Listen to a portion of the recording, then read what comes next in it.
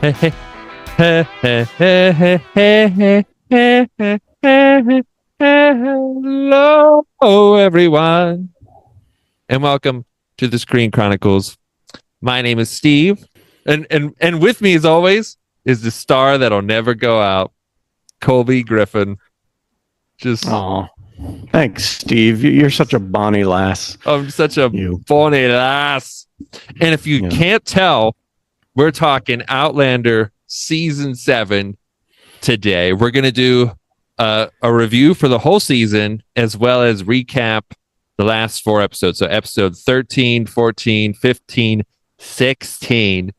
Our previous episode, we just did 12. We've been off a Mm-hmm. little while, traveling, living that life. We're back Mm-hmm. at it though. But first, we're going to give a spoiler-free Yes. review of the season. So brief, your neck will snap. Your eye, you'll have to put a blindfold Oof. over one eye. And then we're going to get into it. We'll do a little spoiler elaboration on maybe some things we talked about and then start recapping the episodes. But anyway, Colby, Yeah. what did you think? Season 7 as a whole. It's a big fucking season. It's a big season, and obviously with how it came out at different times, it's weird to look at it as a whole because we didn't watch it Yeah, the whole season as a whole. You know what I'm saying? It almost feels like 2 seasons. it really does. What I feel about the show is there's a lot of very interesting plot points in this season for sure, and I really like where the show is going as far as the historical events of the show, and some of the historical characters that come into the show. It's very exciting, which we'll elaborate a little bit more on in the spoiler review. I do feel like it's been a little bit more melancholy, a little bit cheesy this season, which I know the show's always had its cheesy parts. It feels a little bit overdone with the cheesiness this season. Don't want to complain too much about it, but that's definitely been one negative for me. But overall, I'm just always happy to see the characters on the screen with Claire and Jamie and Ian and just when I start to think like, oh, this episode's going too slow, it's a lot of talking, a lot of like lovey-dovey conversations, something cool happened. Yeah. You know what I mean? And something I was like, that's why I love this show. Yeah, I'd say, yeah, it is kind of weird because this season had a year gap in between the first half of it coming out, the second half of it coming out. Season 6 was rushed because of the virus ending early, so they put like a bit of the ending of season 6 into the beginning of 7. Writer's strike, yada yada. Anyway, though, also a big bulky season, 16 episodes. Yeah, and there were like parts where it felt like it was building, picked up, year break, building, picks up, Mm-hmm. So I don't know if that kind of changed momentum too, because I will say there was a lot of cool parts to this season, like how they wrapped up season 6 was cool. I liked it. But then we were building again for this season to start for season 7.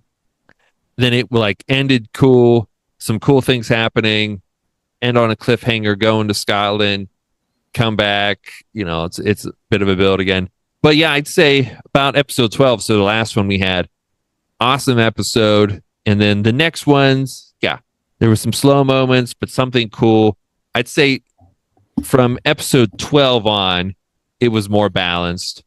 And then probably from like episode 3 or maybe whenever like the battle started happening and they were leaving for Scotland in the first like kind of half of season 7, that was the good stuff. And I love William is in this. I love that they're not just redoing the same things with Jamie and Claire. We're getting a lot more like time travel stuff, like different ideas, like what does the time travel do? Because it's always been kind of just like you just go back and you're like in parallel times and you just kind of go to where you need. So now there's a lot more convoluted stuff. We're seeing other characters. It's getting a little bit more of like the fantasy side of the show, which it doesn't always feel like fantasy. It usually just True. feels like historical fiction. So yeah, a lot of cool things. I'd say just for me though, like how you said the cheesy moments. There's always been cheesy moments, but I feel like it was always balanced out before with like terrible shit. So like the like just awful, just like Jack morbid Black, and you know? yeah. He Blackjack. Yeah. comes in, he ruins something. So then when you get some cheesy Claire and Jamie saying, "You're the heart of my heart, blood of my blood," you're like, this is nice. Thank God everyone's It safe and really, yeah. consenting. And then again, Stephen Bonnet or whoever. It's just they're coming in and wrecking stuff and If or you're like gonna the, give the us Brown brothers. that And much cheesiness, you got to slit a guy's throat every now and then and put it up close in the camera. exactly. Exactly. No. Yeah, so I just feel like we don't have that. We don't have any like, and I've been saying this, so I know it's kind of repetitive, but I don't feel like we have any like main antagonists right now. It's just kind of the British, is Yeah. kind of the antagonist. I'm kind of trying to figure out when they're going to stop like trying to trick us with a character getting almost killed at the end of an episode and making us think that they're dead, and then you know what I mean? Yeah, I just we'll talk. We'll about get that. more into that. We'll go into that. Yeah. But definitely, but yeah, that is one thing I do feel like it's been a little repetitive. I mean, the show has always had, so and so, and you've got to have stakes, but like at this point, it's kind of like I know, like he's come back before from a snake bite that almost led to an amputation. You know what I mean? Like he's already been on a sinking boat before. This ain't nothing. I think some of like the acting in some of the scenes there was like extremely dramatic and just like a conversational scene and not even a high stakes one. Like I can think of one between two characters in one of these last episodes we're about to talk about. And it probably lasted about between 3 and 5 minutes long, the whole conversation. And it had nothing to really do with the plot. It was just all sentimental stuff. And it was like those kind of scenes at this point, I'm not as interested in. You know what I mean?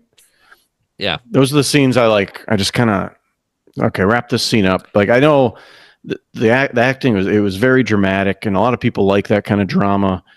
Just seems a little overkill at this point. I think it's just that there's so much of it. And again, bad things do happen. There are characters that come back and there's bad people doing bad stuff. Yeah, we love it when bad stuff happens. You do need bad stuff for the whatever show to happen. Yeah. And so like before when things were going, like I said, I've already said it. Those sentimental moments like Fergus when Jamie, says you're a Fraser now, like that's an awesome moment because we just had all this terrible island ship sinking stuff. And like when we've had like a few episodes where it's like mostly everyone's okay, mostly some sentimental callbacks to previous seasons or episodes, characters, it's like, it's great. I want everyone to have healthy relationships, but like we need something here to get it going. And we really need like I said, we need like Jack Black to come in, from Tenacious D. We need him to come back and so and obviously not that character, but we need something like that. Is what I think. The things I did like about this season is like I don't think I would have predicted a lot of the stuff that happened. A lot of the character paths and like for example William's path, like totally never expected to what happened to him and for him to act the way he does afterwards. So that was really cool to follow. There's a great twist at the end of the season that I'm excited to follow up on more. And again, I really like how we're in the Revolutionary War now.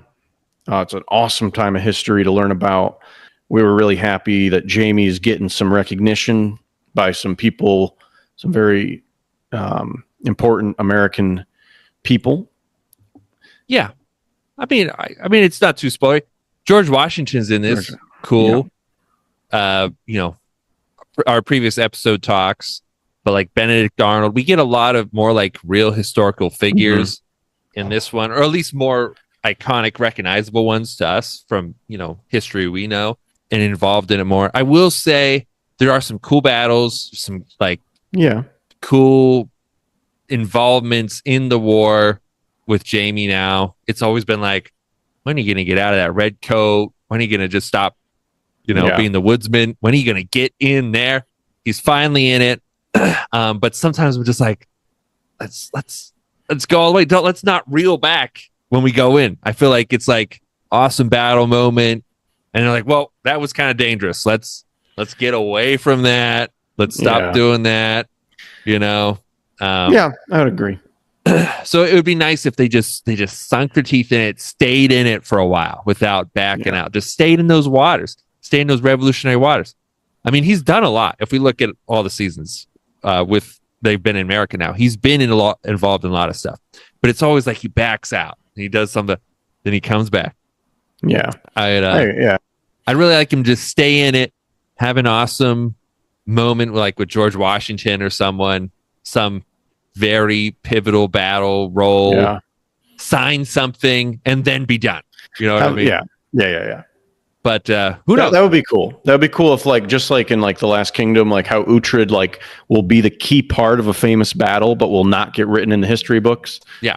Like if they did something like that with Jamie, and like and he was the reason they won that battle, but of course they gave the credit to someone else. Yeah, that would be cool. That would be cool.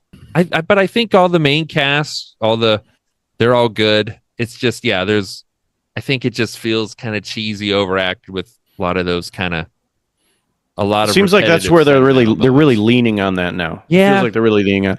And I think that's the reason this season wasn't my favorite season out of all the Outlander seasons. Yeah. So it's an amazing show in total. And you look at all the seasons. This just wasn't one of my favorites, and for those same reasons. But again, that doesn't mean I didn't enjoy it. I enjoyed watching it. There is some great twists and turns in this season that I want to, we'll dig into a little bit more here in a sec. Yeah. Well, let's get into it. What's your score here, Cobstone, for season 7? Outlander. Season 7 for me is going to get a just shy of a 7, 6.5. I don't feel like the future is my time anymore. I've got to go 7. I'm going to go 7.5. I've loved you as my brother. Aye. I'll stay as long as you need me. Wow. I know it's kind of high because I feel like there's a lot of episodes I'd rank, like a 5 or a 6. They were just so freaking boring. But there was also a lot of really cool episodes. Episode 12 was easily a 10. If not an 11, it was so dramatic and cool. And that was a great episode. Really good battles, like Battle Saratoga was, I don't know if it was as enjoyable as Culloden, just because it was Culloden was more hyped up to, but Culloden happened so quick and was like shot in such cool visually order. Yeah. But like, I just feel like that was like, it was not a big payoff. And Saratoga was cool. That happened in this. We got to see William in a cool battle too. I liked the action. I liked Claire was like more emotionally stable in this, again, and like back to being like competent. That's true. Dr. Claire instead of, I feel like just like the wailing drug addict she was in the previous season. Again, reason justified, but I liked the characters more. I was just kind of bored a lot though too. So fair enough. I'm gonna go 7. I'm gonna lock it in 7.5. Okay. You got a 6.5. I think it's generous, but that's okay. It is. So it evens out to a 7. America.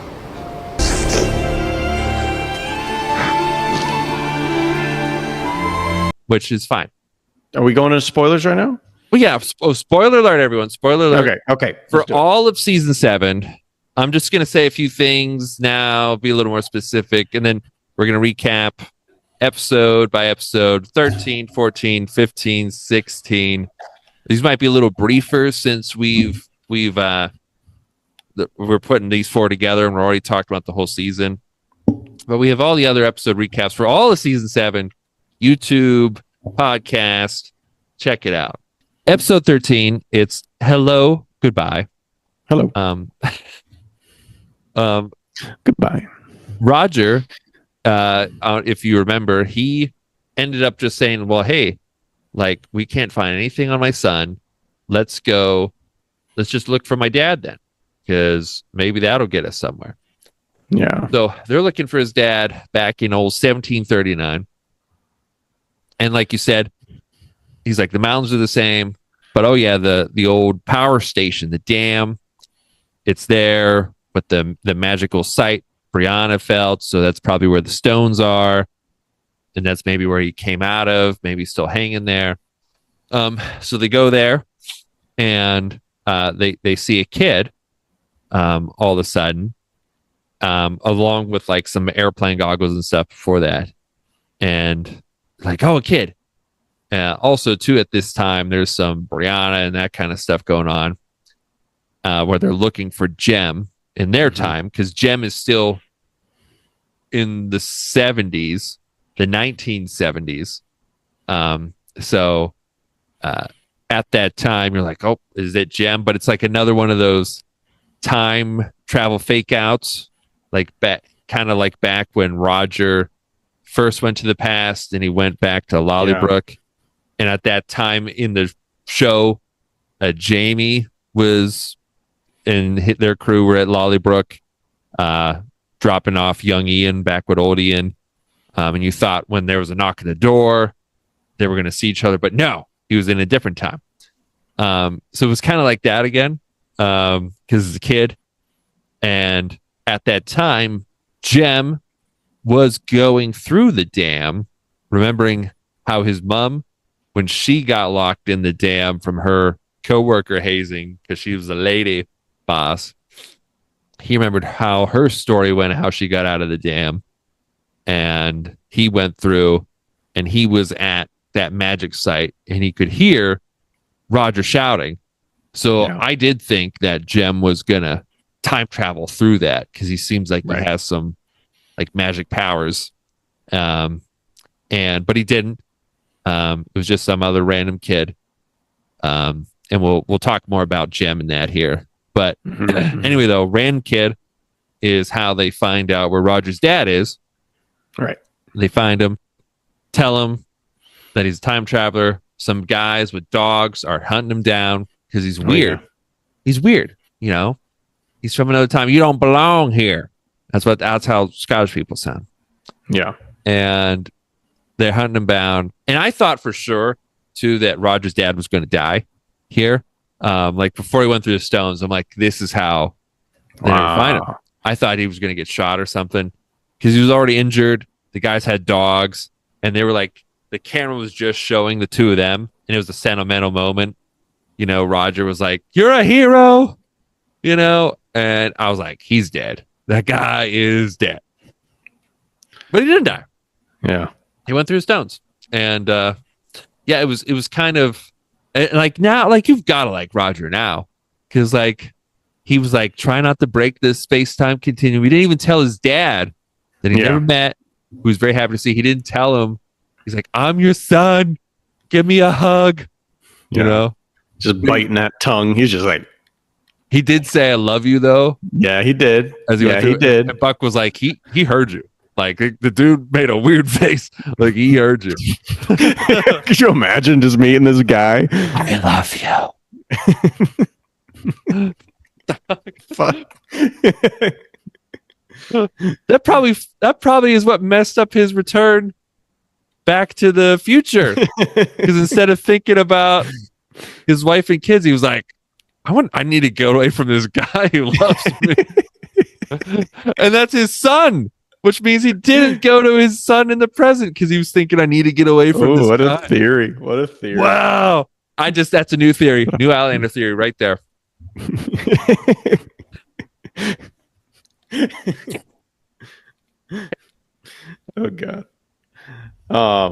Yeah, man, that it was cool though. I was hoping he would meet his dad. I was hoping that at some point. It was cool. And it was cool. And it was, yeah. I mean, I think it made sense how his dad was acting. His dad was acting really weird, Yeah. really confused about the situation, and felt a little bit more at ease once Roger yeah, no, you're not the only one who time travels. Like, once And he he started helping out confirmed with that the wound. But yeah. I'll say it was a sentimental moment, but I Yes. feel like it didn't hit me as hard as other things in the show have. For whatever reason, I don't know. Mhm. Maybe Yeah, and usually father-son stuff like really gets me. Like, same. That stuff usually really hits home. So, Mhm. and I didn't have that feeling with it, even though it was like, cool this that is he nice. helped his dad, and like without his dad knowing, but Roger will always know, and now Roger like knows like what his dad looks like and what he's like. That's kind of cool. And he was flying a mission to spy on the Nazis, their base in Poland, I think it was, when he wrecked. He was taking pictures. So yeah.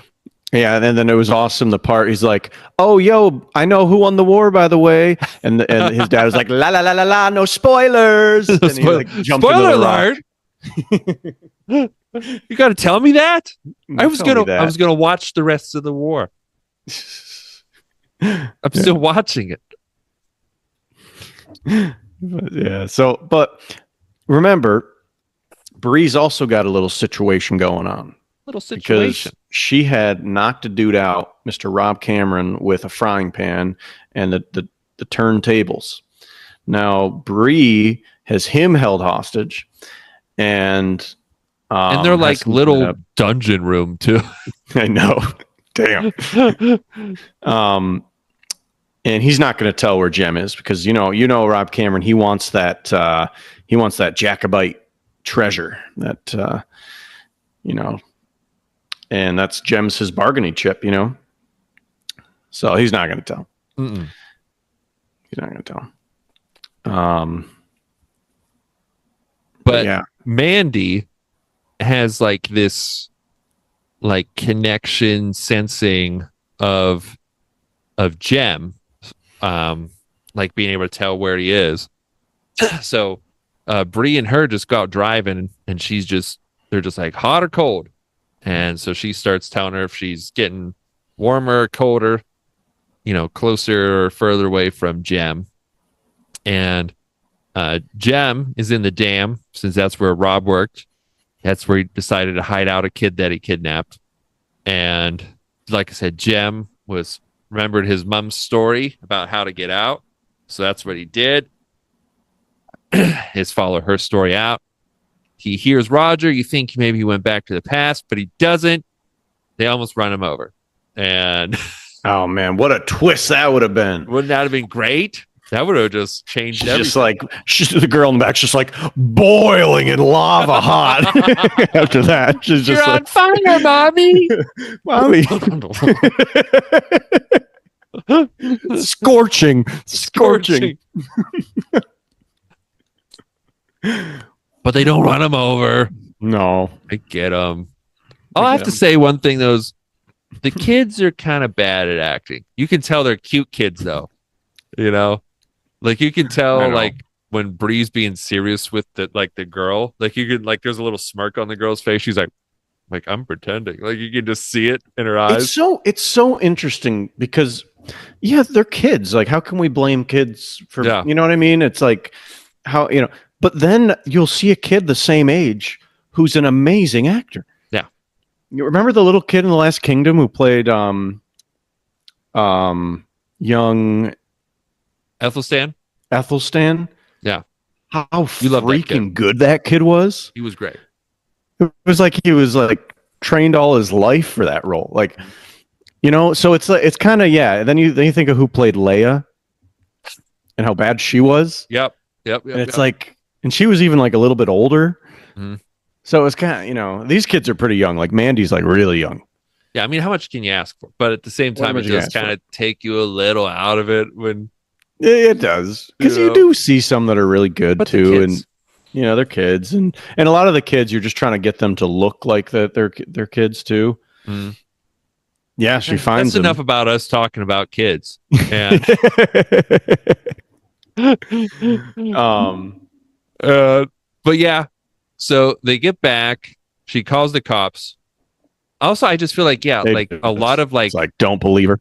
I know they don't believe her, which like I don't know. I can also see that happening though too, for real. Yeah. You know, Oh, yeah. like, and but she was too. For their credit, she was also like leaving out like a ton of stuff. Yes, yes. And they could like- tell that she was not they could being tell, all like, forthcoming she's with them. Telling us everything.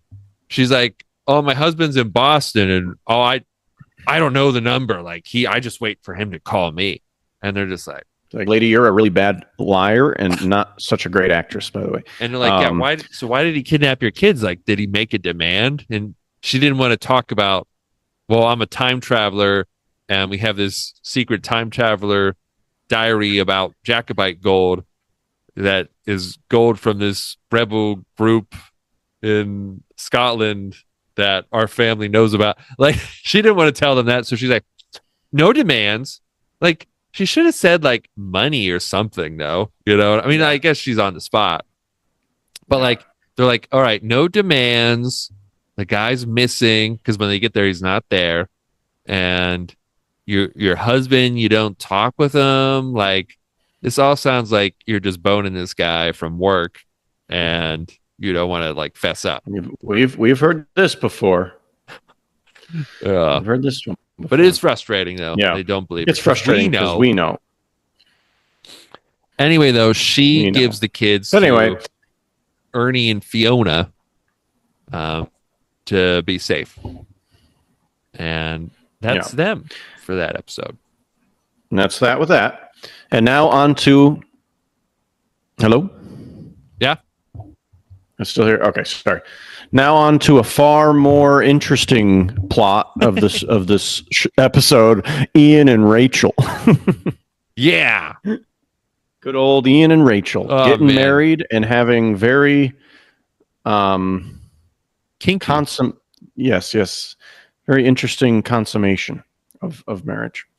And yes, they needed, like, because this is obviously Rachel's first time, you know, being that she's Mormon, and it's Ian, of course, going to Jamie for advice. That dog. Yeah. And Rachel has a brother named Denzel, and Denzel, he's not that happy because shit ain't Quaker. That shit ain't Quaker. And you marrying this white guy dressed as a Native American. The cultural appropriation. This shit ain't Quaker, man. But we had a very long consummation scene here. Yeah, well, good consummation scene. Outlander's known for the consummation. Known scenes. for the consummation and the shit ain't Quaker scenes. This shit ain't Quaker. It was long. Yeah. Okay. Like you. No. Como tú. Very much not. And Como Ian. Yeah. Como Ian. Like Ian. like Ian. See. Yeah. I don't know what else to say about the consummation at this point, to be honest with you. I think we've said all about I think we said all we can say. It's pretty good though. Good on them. Because I feel like Good a lot for of times them. it's like they're a little more conservative now, probably because of like modern sensitivities. And I think too, it's like probably the actors for Jamie and Claire, when they get it on now, I think they're like, we need a bigger check to get our clothes up. We're kind of big stars, you know what I mean? Right.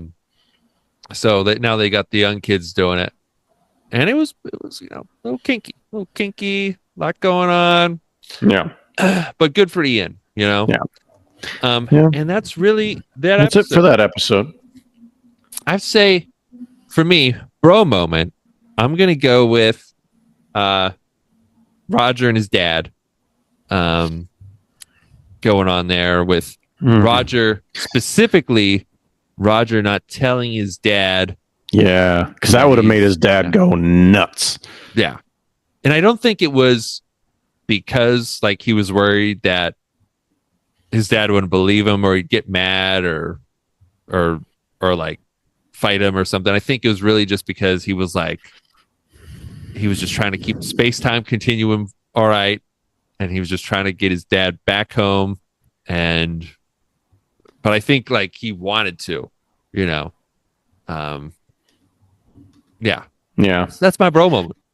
Yeah, I guess I would have probably picked that one too. That is probably my bro moment too, but I'll just pick another just because you picked that one, you piece of garbage. Yeah. So, Ian going to Jamie for advice, and it was also a chance for Ian and Jamie to have some reconciliation since Ian thought Jamie was deceased for so long. And so just a good chance to get stuff off the chest there. Yeah. So that I think is nice. And is this the episode 2 where I'm pretty sure Jamie is like finally comes to terms? He's talking to Claire in bed, and he's like, with what happened with Claire and yeah, because they're in the bed where and John and Lord John. her and John were. So Yeah, and he's just like, I can't blame that guy. I mean, so also I think an important part that he's kind of getting over that. yeah. But yeah, I would go with Ian and Jamie just having a little bonding. I'd say my favorite moment was probably just Jamie coming out like in his brigadier general uniform. Oh yes, yes, that was pretty sweet. And like Claire was like, finally got the right colors on, because like back in, I think it was season 5. We haven't covered season 5 yet. We will, but like when he had to fight Murtaugh and the regulators because the British gave him land and they're like, you have to wear the red coat. So now he's like in the blue, which he was already this season, but now he's got like more of an officer's uniform going on. Yeah, it was badass. He looks good in it too. He looks good in it, man. It's fitting. Yeah, I got to go ahead and pick that one too. Sam Houlihan still killing it. Still killing it. As an old dude. Oh yeah. Well, that was 13. Do you All right. want to do 14 now? I'm gonna do that. Let's do a little 14. Let's do a little. You 14. don't think 15? Next. You think 14 and then 15? Are you done? Are you done? No. You're an asshole. You're just a major asshat. Yeah, man. Anyway, though, speaking of asshats, Lord John. Actually, that's a lie. Lord John's awesome. He's awesome. We see a flashback. A lot of flashback openings the last couple seasons here. It starts off in 1775, so before the revolution's declared. Lord John, he's with his brother Hal, who can't go on campaign because he's got gout, and they're just having to talk Hate about when that happens. can't go. The guy looked fine too. I know. Yeah. Anyway, Oh yeah. Gout. yeah, gout. Gout. He's like, I can't ride a horse. You're sitting there just fine. Look fine right there. Pain's 10 out of 10. Oh yeah. 10 is I need to go to the hospital right now. 10 is crying 10. to go to the hospital. Oh, you need to go to the hospital right now? No. Yeah, that's what I thought. That's what I thought. Anyway, though, Hal's sitting there. They're talking about the British, and Lord John's like, well, hopefully there's peace. And he's like, and Hal's like, no, we're going to kill them all. But Lord John's like, yeah, but I'll never sign with those dirty rebels. I'll never go with their cause or anything. And then they immediately cut to Lord John Oh yeah, we didn't talk about Lord John at last episode. We'll talk about him here. Oh yeah. Lord John.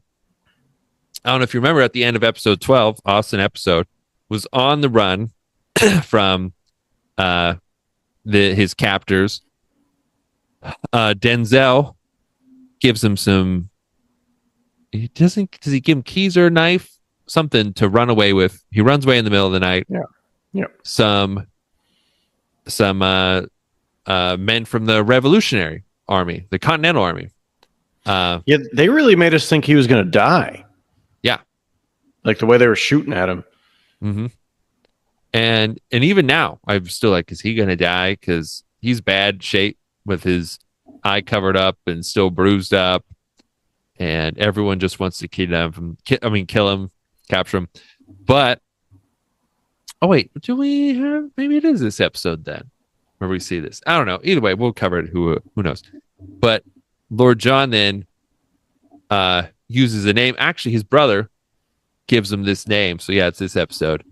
And instead of Lord John saying his real name this time to the Continentals, he was like, I was taken by the British as a spy. So it's like, that's what the other Continentals were saying, he was a spy. So he's like, and he gives a fake name that his brother was going to use. I think to help him move from a different military post or something. But so he uses that name then. But then right after that conversation, they make him swear that he is going to be a part of he's loyal to the Continental Army now to prove that he's not a British spy. He's just vomiting the whole time he's saying that. It's like, yes. but like right after he did that, he just wanted to drive a pickup truck and shoot off some fireworks. Eagle sounds. But yeah, so there's that. Now he's with them, but at least he's not going to die. They took the cuffs off of him. Claire and Jamie here are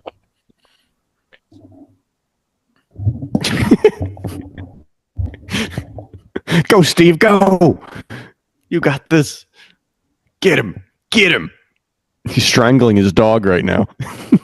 No, I'm not. He knocked my microphone down.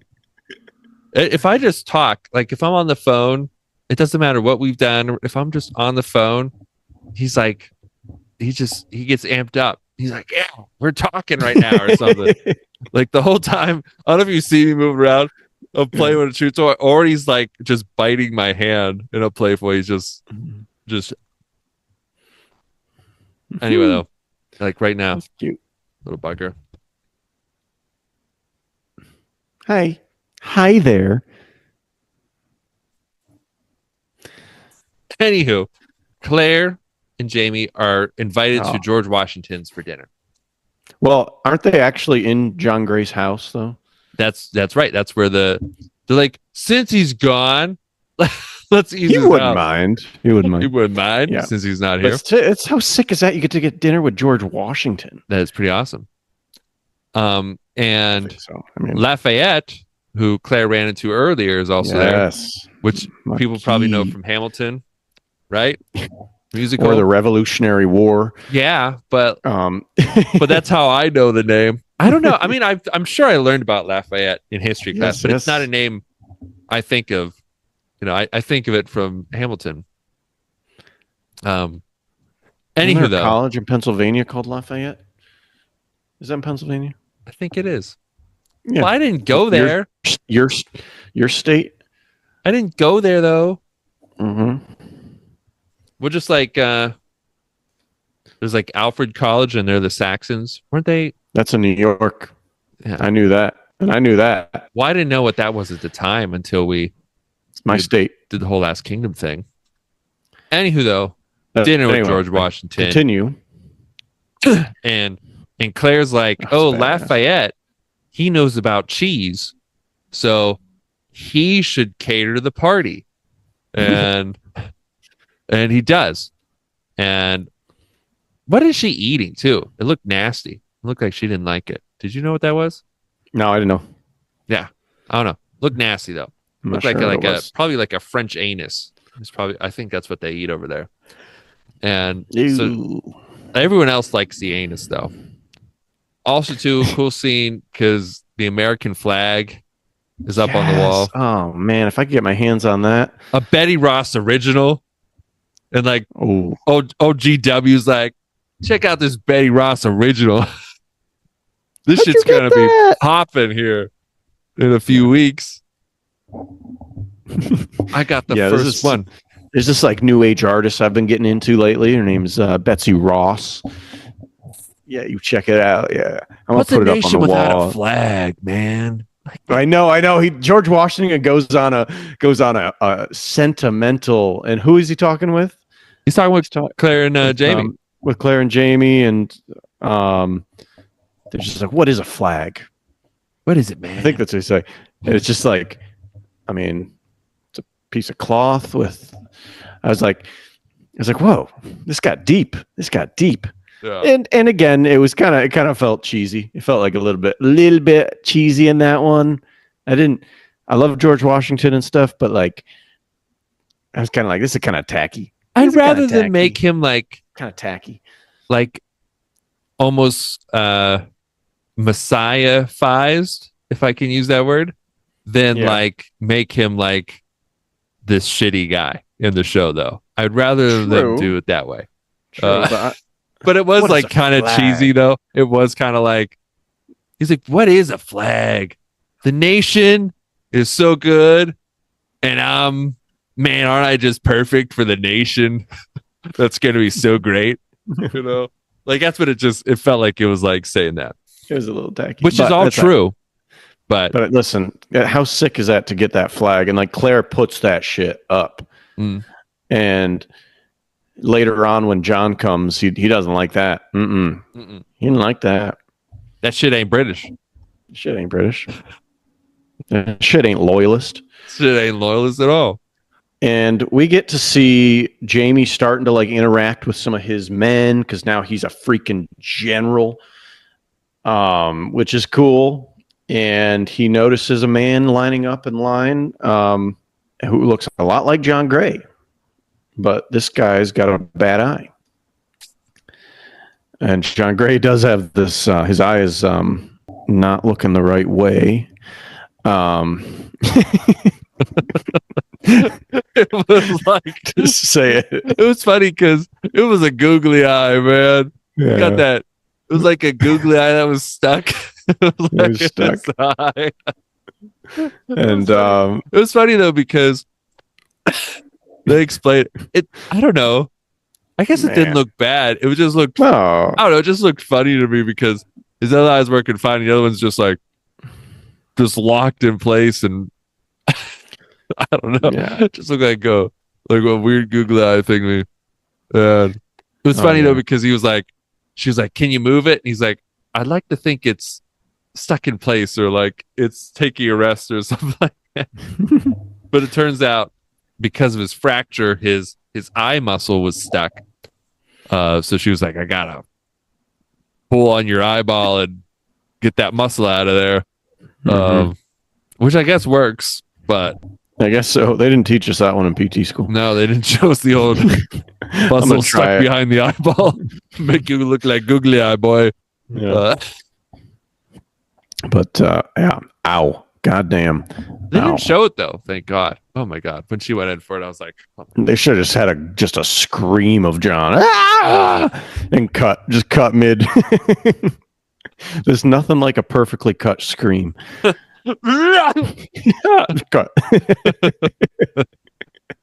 It'd be hilarious. But now John Gray sees things much clearer, much straighter, and his stepbrother shows up. This was such a weird scene because I was confused when I saw it too. because the guy clearly wanted to bone John, and I guess he was at the dinner with George Washington dinner. And I was like, wait a minute, how does he know Lord John, because I felt, I don't know, I must have missed like introductions or something. But I was like, wait a minute, how's this guy? Like, he was talking like he was there because he thought Lord John was hot, and that's why he's giving up this information. And I was like, well, I haven't seen the two of them together. And then, yeah, it turns out it's his stepbrother. But the guy is clearly into him. Yeah. And then, like, at one point, he reaches out, and John's like, "Oh no, step bro, what are you doing?" Man. No, but it is cool because I fucking love Lord John. He's the fucking best. He's because the guy. So that I never said the guy's name. Percival Beauchamp. No. Beauchamp. Beauchamp. Beauchamp. That's right. He's French. He's French. He's from France. You know. And he's like, Lord John, your eyes are so beautiful.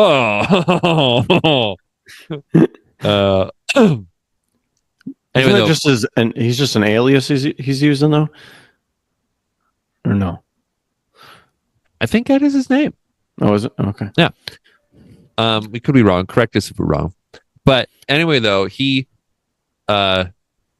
there to give Lord John some info that he hears about, that Captain Richardson sent William to the Haitians, which I'm pretty sure are mercenaries. I think I learned that at some point in history class. And I feel like that's always stuck in my head what a mercenary was the Haitians. Anyway, though, he sent William to the Haitians with a coded message instructing the soldiers to kidnap William with the end goal to besmirch old Lord John Gray's family name. The coded message thing was pretty cool. I like that. That was cool. It's like you cover up You just have like part of the page. Yeah, it has a cutout you put over it. You know. It was like a Beyonce cutout. What if the cutout wasn't symmetrical, and if you had it like upside down, it said to do the exact opposite thing? It's just like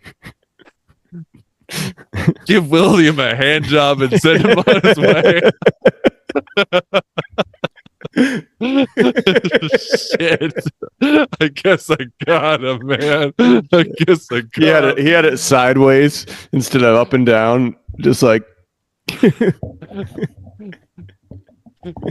give him a good buggering and send him on his way. This coder doesn't work. Oh, damn it, not again. Damn this technology. This new age technology doesn't work. What do I have to bugger all these messengers? That's what I want to know. Oh God.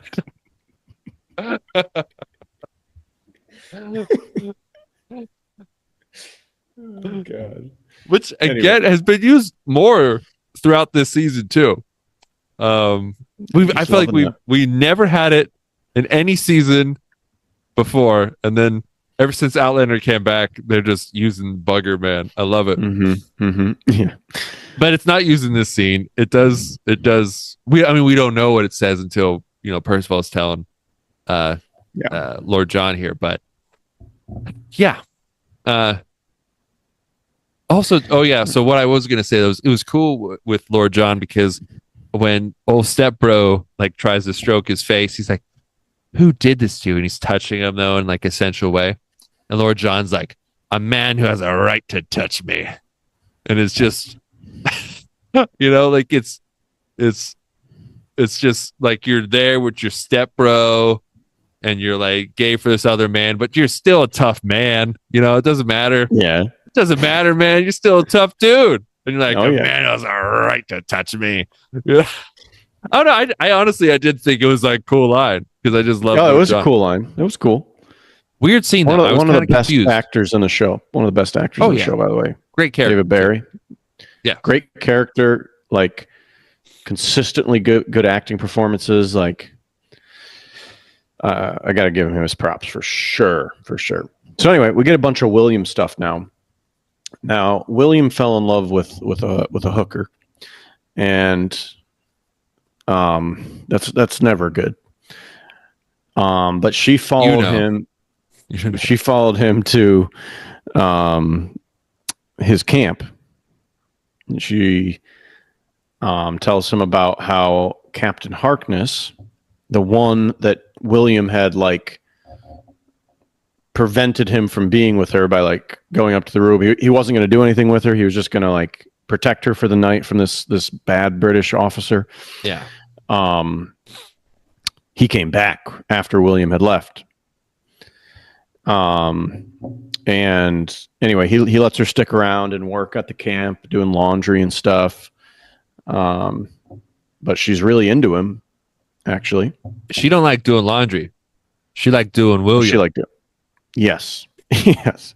And she's like, I don't know what money is. I just know about doing William. Yeah. But she makes a big old confession here. She says that Captain that guy wanted to also pay for her little sister, who is very, very young, and she stabbed the crap out of him. She stabbed, you know what I mean? And which is probably better off for it. You know, the world's probably better off for it. Oh yeah, people like that out. And then she went to William. So, yeah, William gets it. William like knows how bad this guy is. Other people we meet later on, like, no, she did murder the guy. So like it or not, like there are penalties to that. But William understands, so he's not going to say anything. He's going to be on her side for sure. He also like he has feelings for this girl, and but he's trying to be like that honorable British officer that he was raised to be by his fake dad. And you know, I shouldn't say fake. That's his dad, though. Like, that's I mean, his dad, really, man. That's his dad. That's his dad, and that's like what's hard is that like he's having like a really hard time. I think later when he meets him, accepting that, you know. Yeah. But then when you think about it, it's like this is the dude who cared for you and raised you. Are you biologically his son? No, but like still, like, doesn't that mean even more that there's this like to me it's gay like, guy who's been pretending to be straight just to say you're his son and he owes nothing to you to do this, or the woman who was your mother, like you know? Exactly. And if it was it was just it should mean more, but it's a lot for him, I'm sure. Anyway, though, he's like, I'll protect you. And then he's like, oh, I got to go deliver this message. Definitely not a trap with the old Haitians, though. Haitians. Haitians. The Haitians. I don't think they're Haitian.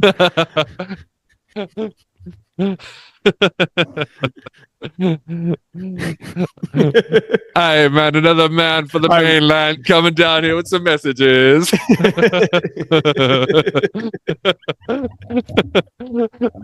Let me just get my coder out real quick, man. Okay. Have yourself some island drink, boy.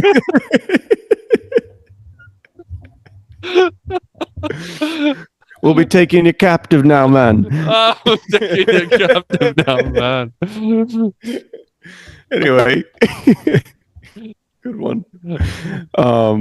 We're sorry anyone who's a Haitian, and we know that's not really a Haitian accent, or a Hessian, or a so or Prussian. I think Prussian is maybe the one. I don't know. Anywho, though, it is Prussia. Anyway, let's get back to what we all want to watch and learn more about, and it's Brianna and her kids, because that's our favorite part of the show. She's actually, but this part was actually cool. She's actually in some interesting stuff now. She's in some interesting stuff. But anyway, she's getting the woods. She's looking at her house, and there's guys in her house. Yeah, she set up over the hill with a shotgun, which is not great for like long range, but I guess that's what Brianna would do. And But she's setting up shop over there, and she's about to leave. She's like, because she is kind of wondering, like, did he really have a key to my house, or did he like get out? Like what? Like I don't know. And but then there's guys in there, and then at the same time, that she's like, oh no, I got to shoot these guys. That the people that she gave her kids to stay away from her house drive up and just turn the van off immediately and open the doors. Are like, get the kids, get them. Oh yeah, We're just so incompetent. And she's like, what the fuck are you doing? She comes down and just starts shooting from the hip. Of course, she doesn't hit the guys, and has to fight them off. And that the stupid Ernie, like, move the bus, Ernie. They're getting closer, Ernie. They're right on top of us. Ernie, they're right on top of us. Mind the gap, Ernie. Oh yeah, those Haitians. Those Haitians, man. Back again. Harry Potter. But yeah, I mean, this was cool because Bree gets to fire off a few rounds of these guys. Terrible shot, but terrible shots. But she fire, she gets them out. And I don't know, is it in this episode where this scene just really felt very like SJW to me. When she fixes the car. It's this one or the next one. Yeah, she fixes the car and she's like, I'll fix now, Ernie. And Ernie's just like, okay. Thanks. Thanks, Brianna. Keep my balls in your purse, please. Don't be too rough with them, Brianna. There's nothing wrong with it. It just felt like deliberate. Like, it was a skill we've never seen Brianna with before. Oh wait, did she do cars with her dads? Maybe that is something. Yeah, that's probably why. No, it's probably why. But anyway. But yeah, so this was kind of a cool scene though. Brianna is shooting at him and they get away, and we see old she has to fight him off. She's got to does she punch one of them? Yeah, one she is trying to fight it was actually, I thought, a really well choreographed scene. She's trying to shut the door, and they're overpowering it, so she throws it open, which throws their momentum off, and she punches them right in the face. Which I'm like, that's probably honestly. I mean, I'm no expert in van defense or anything here, people. Yeah.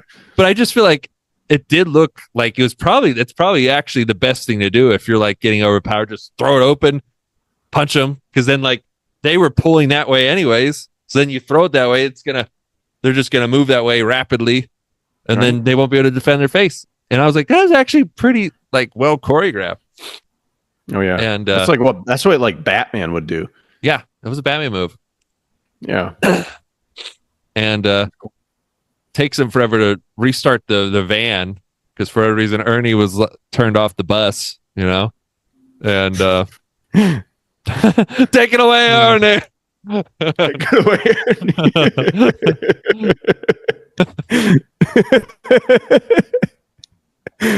Ernie. Yeah. Well, but and once they start moving though, I'm like, why don't we go back and run those guys over? That's what I was thinking. Now they're both on the ground. It didn't seem like they had a gun. Let's go run them over real quick. This is a big van. The police don't believe fair us. enough. Fair enough. But something happens in the other episode, because so many times in shows and stuff, we're like, why did you not just kill them? Yeah, they're going to come back later. I know exactly what you're talking about. It just made me think something else happens later, which is awesome. I literally, we'll talk about it when we get there, but yeah. It was like, why don't we just run them over and get them done? That's what I do. So knowing Ernie, that thing would have just, as soon as they got up to him, would have died out, and then no amount of he would have been Brianna, can you help me? No amount of sliding van doors would save Brianna then. Oh, jeez. But yeah, that's old episode 14 there. Yep. Bro moment. A lot to choose from here. Yeah. I'm I gonna bet you the guy that broke in to save Rob Cameron, I bet you they had a great bro moment. they probably did. We didn't see it, but they probably just like, I'm here to save you, man. Well, thank God. Thank God you came for me. Don't worry, the police won't get you, man. I knew something went wrong when you didn't call me back. I'm always keeping tabs on you, bro. And when you weren't on schedule to the next thing, like I just had to come looking for you. I know. I love you, brother. I love you too, brother. Thanks, man. Thanks, man. We're gonna get the Jacobite gold and save all those orphans.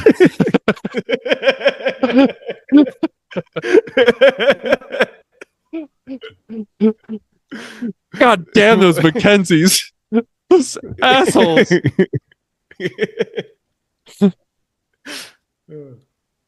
Why didn't their son just stay in that playroom? Oh god. Anyway, but I'd say if you're taking that one, I'm going with yeah, taking that one. I'm going with Jamie. Like I guess kind of forgiving Lord John here. They don't have like a formal reconciliation yet, but I like he doesn't beat the shit out of him again when he sees him. I guess that's pretty good. That's an improvement in their relationship over the last. That's pretty bro-ish. Yeah,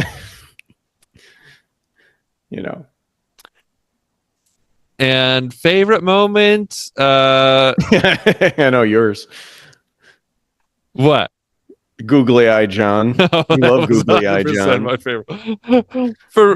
It was just funny. Honestly, I liked Lord John stuff though. Yeah. You know, again, it was kind of odd that it's like, all right, your step bro, really is that the level of kink we're going into here? We got to force John into. Mine is definitely actually, and I can't believe I'm doing this, but mine has to be that Brianna fight scene in the van. That was cool. Yeah, I gotta say that might be our first favorite moment of Brianna. With Brianna.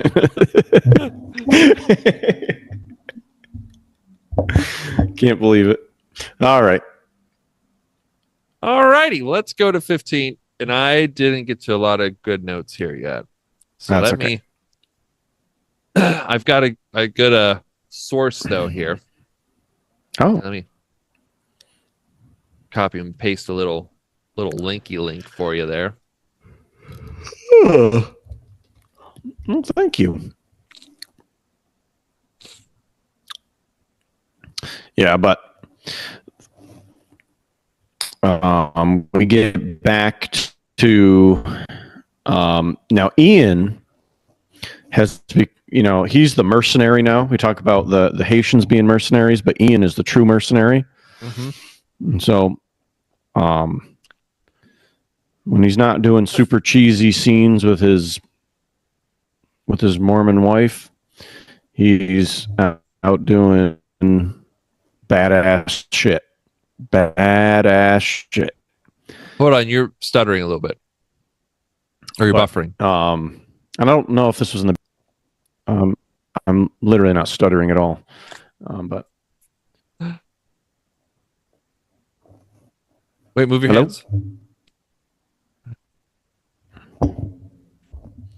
Ever since I opened this link, it's been slow. Oh, no. All right, I'm going to close the link and let you guide it. All right. I'll guide us. Am I better? Am I better? You are better. Okay. Yeah. I can't have another tab open apparently. Just like the old days. It's yeah. All right, let's back it up.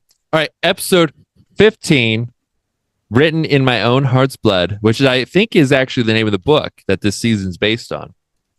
But this is second to last episode of the season. Bam. It opens up with Claire talking about battle and betrayal and violence and stuff like that, and it's like showing all of the like cool battle moments from previous seasons and characters dying and characters killing other characters, stuff like that. And then we get to see her and Jamie thinking about there's a battle coming up. And they were talking about like how they had a child before and everything. And then there's they have like these little flashbacks throughout the episode, where they're both like sitting out under the stars. And like, we get to see Claire's saying that something feels different this time, specifically with this battle that she's worried about. So it's kind of making you think, oh, maybe something bad's going to happen. But also too, back with old Buck and Roger, they don't know what to do now, because Roger did kind of think like, all right, well, he was kind of thinking that what does seem true with the stones and time travel is it's not about just going back through the stones and like going back at like a set time. It's about like what you're drawn to, and that's the time you end up in. So he's now realizing, well, I was thinking about, like my kid not having his dad and then me not having my dad. And I think that's how I got here. So that means if my dad's here, does that mean my son is here? So they're kind of like, what do we do here then? Right. Yeah. Yep. And then with that, and they're talking about time travel and everything, Roger ends up telling Buck about his parents, because he's like, oh, you're a time traveler. Your dad was a time traveler. Your son's a time traveler. I'm a time traveler. Like, and I'm your great grandfather, great grandfather, distant relative. I wonder if my dad was a time traveler. And that's what made Roger go like, oh, well, not your dad, but your mom was. Yep. Gayless And Duncan. he was smart enough not to tell his dad who he was, but he effed this guy up with his information. Oh, by the way, your mom was Hitler. And what? Wait, you mean like the most evil person on the show to this point? Oh no, Blackjack was worse, I guess. But oh yeah, Blackjack takes Blackjack Gayless Duncan down. You mean the second most evil person on the show? I to this think point? Steve Bonnet beats her out. Steve freaking Bonnet. You mean the third most evil person on this? John Brown gang raped Claire. God fucking damn it! You mean top five most evil people on this show?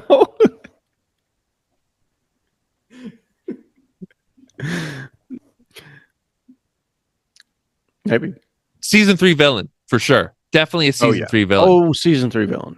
Season 3 villain. But he did run into Gayless, so he's like, "You didn't tell me that was my mom."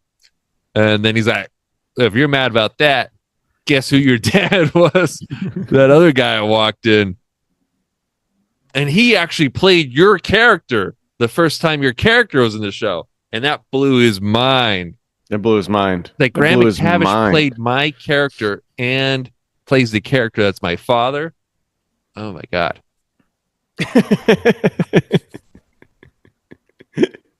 Who am I? Who am I? Anyway, less expensive Graham McTavish. But yeah. But eventually, though, he calms him down because he's like, "Well, I can't have him just going off now, and now like we've already got my quest. We can't go on another quest." And he's telling him like, well, that's not supposed to happen. I like how him and Buck have bonded. I know. which is like Buck was always really hard headed at first, mm, you know, and now he's starting to feel like family. I feel like. yeah. And then too, Roger's also thinking, well, if he goes off and does different things, that's what's supposed to happen. Maybe I'll never be born. So that's another part of it. But he does calm down and they talk about it and he gets off. But yeah, he does feel calmer now. And like at the end of the season, he gets in on this group hug, which is pretty cool. And I really did like that moment. But I was thinking at the time too, I was like, that's the guy that hung that had Roger hanged during that one battle, if you remember. And it was like such a big traumatic thing for Roger, like being put in the bag and hanged, and he thought he was dead and he fell and he didn't talk for like weeks or months or whatever, because his voice was so choked. Oh yeah.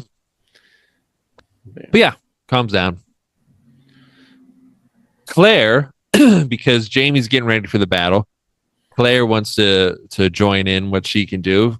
If you remember, and that was another thing in the flashbacks too. I sometimes forget too, she was in World War II also. Yeah. That's She how was it started. yeah, she was a medic there before she became a physician. She knows what it's like to treat in battle, and she's done it a lot. And of course, the misogyny comes in when she tries to head into the surgery room. Goddamn Miss But Ogeny. Claire Bear. Claire Bear is about to show up any other surgeon in this time period. And not that it's really fair, but It's not really. I mean, if a man if the man had access to the future technology and skills. No. But she does. She's badass, and she doesn't even listen to him. She just starts saving lives left and right. She's because so the surgeon who is there, so she goes to the medical area, but Dr. Lecky, who's the head surgeon guy, physician there, he's like, no way, get out of here. And she's like, well, Denzel here is a Quaker doctor and he's trained, so you got to accept him. And she's like, I'm just going to triage out front. I'm going to do that. So she just starts setting up anyway. And eventually Dr. Lecky does see during the battle that she knows what to do. She brings a guy in who his lungs are filling with blood. He has some sort of respiratory distress, and she puts a makeshift air tube in. Would that be a peg tube? No, it's not a peg tube. That's a feeding tube. I don't know what to call it. She puts a tube right into his lung nose so he gets the air out. So he does eventually start to trust her. Yummy stuff comes out. Some yummy pink stuff. Yes. Also, too, if you remember, and now we're getting to the part you were talking about before that people learn. Lord John asked Jamie to go save William because Jamie has to go do Brigadier General stuff to save all of his men. And he's like, well, I can't so I'll ask risk the Jamie lives of all my men to save my. So he's like, let's go. I'm going to put my top mercenary on this. Top mercenary on this. I'm going to go get him from consummating with his beautiful Mormon wife. And she is very pretty. Force him to go do this. And by the way, as cheesy as some of Ian's scenes can be, the dude's badass. The dude is a badass. And now him and Jamie go together, right?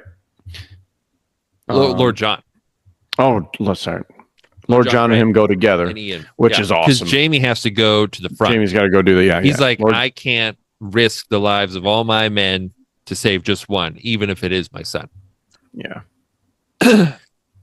And this was an awesome scene. This was one of those scenes where I was watching for a while. I was like, this is getting slow, kind of getting out of this. And then this scene happened. I was like, this is why I love Outlander. Something like this. Yeah. And they get you get like gun drawn, They start Yeah. pointing the guns as soon as they show up at William, and they just go for it. They just like, Yeah. all right, I'm going to shoot this guy. You shoot that guy with your hatchet.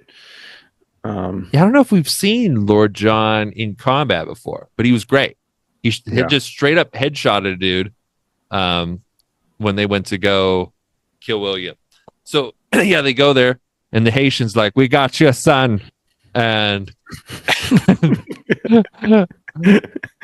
and they're saying, "Well, we have your orders. You got to release them."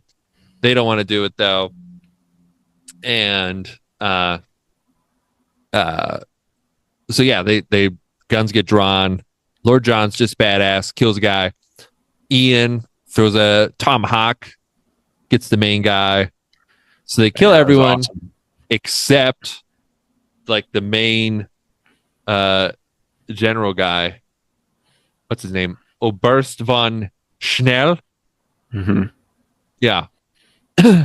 And so Ian, after they get William secured, Ian gets that guy, and he's like, there's been enough blood shed today. And I'm like, Yeah. but like, what's one more? And the guy's like, you're going to regret this, Mohawk. And I'm like, do we not remember? I started writing in the notes for the episode. I was like, Ian, what did I say? I was like, Ian lets the guy live for some stupid reason. Yeah. I was like, really? We haven't learned our lesson from Mr. Bug. Mr. Bug. And by the way, like the guy that this guy, I didn't think he was that bad a dude. This Hessian guy. Yeah. He just was like doing his job, and he got a code that said, "Oh, we got to take this guy." And he didn't know who that guy was. But like he was being nice before that, I think. Yeah. He was like, come get a coffee. Sit down. Chill out. You know. But just like Rob Cameron, just trying to save a bunch of kids. You know, just but then Ian jumps out at him, all Native American style, and just murders him in cold blood. But I think this was smart though. smart, You know. smart. But also too, Ian did say to his now wife, he's like, I'm only gonna kill if I have to. So I do feel like, even though we're like, this is very pragmatic and like essential, and like, why would that general or whatever officer he was, why would you be like, you're gonna regret this after they've killed all your guys? Yeah. Like, why would you be talking shit as you're walking away? Yeah. What do you have to stand on in that moment? Right. So he deserved it, but I think for Ian, I think that's kind of like some bad juju for him that he puts on, because he was telling his wife like, I'm only gonna kill when I have to because you're Quaker, and like I'm trying not to do violence too, you know. Yeah. It was also kind of cool too, because the last time Ian and William saw each other, William just found out he's a bastard boy, and that Ian had an idea that maybe he was. I don't know if Ian knew for sure, but he kind of figured, just based off of knowing Jamie and seeing him. And Ian took the girl he was into at the time, so he slugged him. Oh yeah. Sent him to get locked up. And then Jamie has to yell at his son to get Ian released. So there was that whole tension between two of them. Yeah. And Ian now saves them, and he's like, good to see you, cuz. And William's like, I still hate you. yeah. Because even William's like, now get back and go fuck your wife a little harder there, Ian. You know that girl my son used to like? Go back and give her a little bit more. Yeah. But he seemed kind of cool. Cool He part. seemed kind of cool. Cool part. Yeah.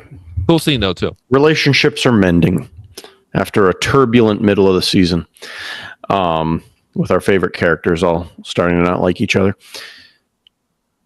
But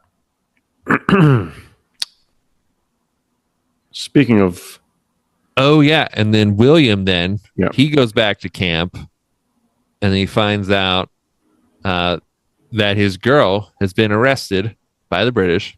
and who And do you they're- go to? By the way, when you need something like someone saved, who do you go to? Jamie. Ghostbusters. Everybody goes to Jamie. That's not till next episode, but That yes. doesn't happen next episode. Until next episode. but it's going to happen.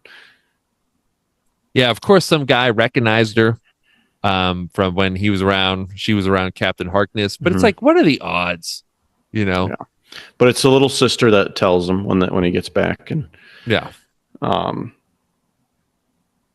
yeah. And then I guess do we get to our favorite part of the episode after that? Oh wait, no. Well, before There's something first. that, Roger and Buck go back to Lollybrook because remember they're like confused, like, what do we do now with our quest here? And they go back there. They run into Jamie's dad, Brian, and he writes a letter in the study, hoping that Bree will see it in the future. And then that helps. And yeah, so just that, like, hey, don't know what to do on our quest right now. Right. That he ended up in the wrong time, and he's going to do what he can to get back. So doing something in the past does affect the future. Yeah, but again, it's like, is it one of those things that's like it always was? You know what I mean? Like, Was it always there? Yeah. that maybe that letter was always there and they just didn't look for it. And then it's all a loop. Yeah, I don't know. Because like they never said like, oh, we've looked through the house all before for any letters just in case. You know what I mean? Right. Yep. Oh yeah. So and then Bree then writes a letter in the present, like, hey, we're gonna come out, look for you. If you find this while we're gone, just stay put. and because like it is kind of like, oh geez, they're just gonna run around looking for each other. Oh yeah. Let's see what. Yep.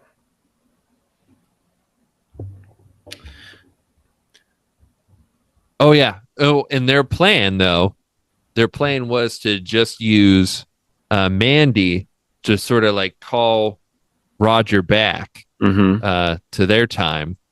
But she's like, Daddy, and runs into Stone. Oh yeah. Because just kids. They shouldn't. Yeah. At that point, I was like, why aren't we using leashes? I feel like with time travel is a perfectly reasonable time to use kid leashes. Yeah. I don't like kid leashes at amusement parks and stuff. I'm not really a fan of it. But I mean, if you're doing time travel shit, time traveling stones, you could end up anywhere.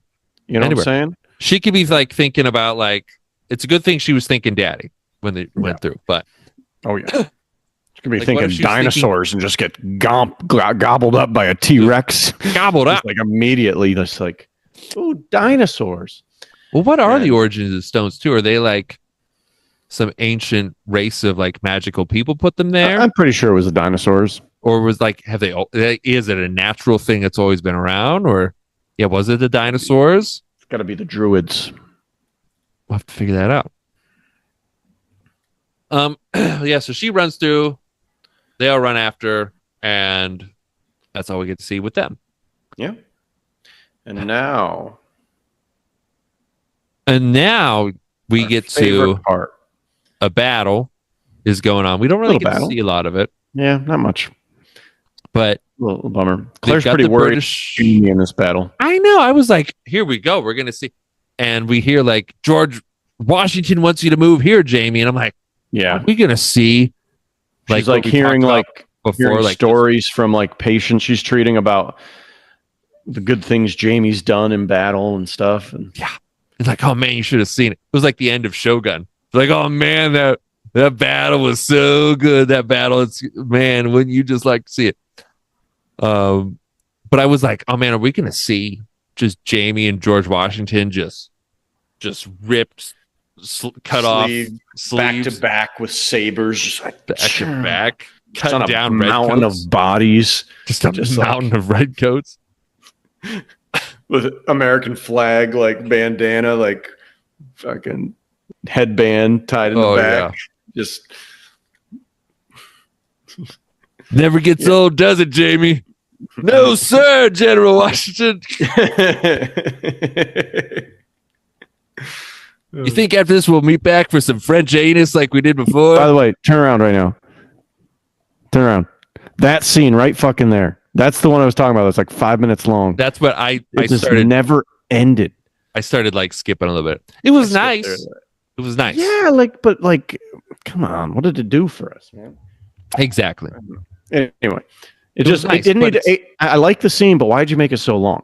And it's also like I don't know, but there's been other times though with the show. I'm like, why are we setting this scene up and these characters so much, and then it turns out like next season or whatever that whatever was said between those two characters like comes back to be like a plot point. Mm-hmm. I want to blank on a good example. But that like stuff like that has happened. So maybe there's gonna be some time travel or something where Jamie's mother, comes into play, or I don't know. Time travel is definitely getting crazy. But yeah, I was thinking like, all right, why are we just like I get it. Like now she's back in the past. They all like that house. He recognizes her because they are related, Yeah. time travel stuff, time travel pregnancy stuff. But anyway, Jamie running off the battle, and they've got the British on the run, and we still, we keep getting these like cuts to Jamie and Claire going like, oh, it feels different this time. Maybe one of the main characters will die. And then for whatever reason, they've got the British on the run. All seems good. Claire's standing in the way. And the British just turn around like, you stupid Yankees. And the Yankees start yelling back. Even though like the British are retreating. So it's like, why? They start shooting. Claire gets gut shot. Oh yeah. And that was a good twist though, because like you don't expect Claire to get shot. No. And at first I was like, really, we have to shoot Jamie again? Like that's what I thought was happening. And that's what they wanted you to think. Mm-hmm. They wanted you like, because they like showed the close up on Jamie being shocked and Claire being shocked, and like it's like, oh, it's gonna be Jamie. I will say I am a little worried about Jamie dying now. Just because we talked about back in our season 1 talk, there was that guy standing outside her house. Oh yeah. Or where she was staying in Inverness, I think it was, in Scotland, before she time traveled back, who looked like Jamie did. Mm-hmm. So at some point, someone who looks like Jamie somehow goes to the future. Don't tell us in the comments if you know the answer to it. But so part of me is like, does he die? And then somehow another version of him time travels? I don't know. I am worried though that he dies. And I guess you could maybe say, maybe she dies in the past and he time travels to the future to like look at her one more time, I guess. So I guess I am kind of worried about one of them dying. Yeah. Anyway, though, she gets shot, goes down. Jamie takes her into the church there where the guy surgeon set up shop because he was too scared to be out there. But Claire was like, I'm going to stay out there and take care of my patients. And he looks at her. It's really bad. It's like the bullet's deep in her. So he's like, can't do anything. There's other guys that can help. And Claire's like, you whore, just like yells at him. It was pretty good. Good acting from old Sam Hoohan, I have to say. Yes. Yeah. And now This is what is your favorite scene? Or what is it? Is it this in one? this? Oh no, just Claire getting shot. That's what I meant. Oh, I thought he was going to say. So one thing that happens then is a messenger comes, General Lee, who I think that's the general. Claire was like, "Oh, never heard of that guy. We've heard of Lafayette, never heard of this guy though." Anyway, though, he's like, "You would need to come right away," and Jamie's like, "Bugger off!" Oh yeah. And I'm here with my wife, and he's just like, he just sticks to it though. He's like, "You need to come." Jamie makes him come over, take his shirt and jacket off. He takes his wife's blood and writes on him, "Go fuck yourself, General Lee." And he's like, go show him your back. And I was like, I don't know if that's a good idea there. Yeah. You know, he doesn't actually write there, but he's like, "Go to hell, sir," or something like that. Yeah. And I think that's why the book is called In Your Heart's Blood, because he's like taking from his wife's blood and writes on him. But it was pretty dramatic, morbid, odd, you know, but kind of cool. I thought that was what you were gonna say is your favorite scene. Oh no. Or something there, but eventually, yeah, he sends for Denzel. He's waiting a long time. Seems like Claire's gonna die, and that's the episode there. Yeah. Oh yeah. I think for me, my bro moment and favorite moment are the same. That would be with Ian and William and John Gray and William saving him, but also the badassness of that scene was always amazing. That's definitely my favorite scene. But also like what you talked about, the sentimental between like what they've been through and like their differences they had and now how they're saving him now. Yeah. And how they reconcile a little bit. That's my bro moment as well. Well, I'm gonna have to say bro moment. First of all, that's my favorite scene. That's my favorite part. I also did like Jamie just writing in blood though on that kid. Yeah. Weird. I don't know. It was just different. I'm gonna yeah. take that then, just to be different. I'm gonna take that. Bro moment.